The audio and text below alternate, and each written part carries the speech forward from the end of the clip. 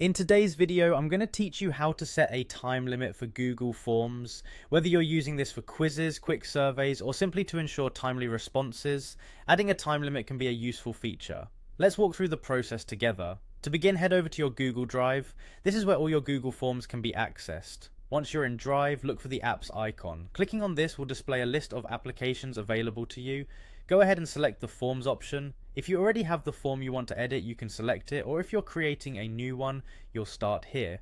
With your form open, direct your attention to the add-ons icon, typically found at the top of the page. This is a great way to enhance your form's capability with various extensions. Search for Form Presenter plus Timer in the add-ons menu. This particular tool is powerful for applying time limits. Once you've found it, click to set it up with your form.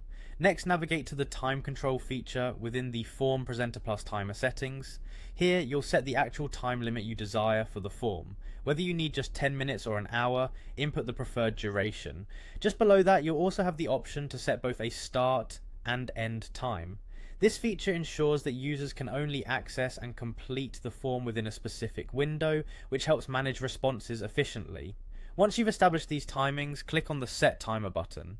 This step officially applies the constraints to your form.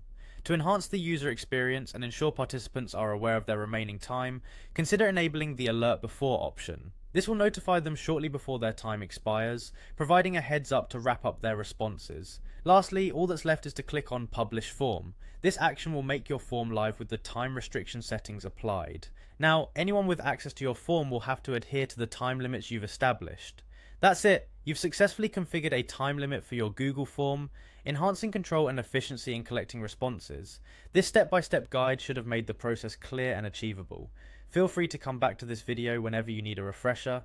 Thanks for watching, and good luck with your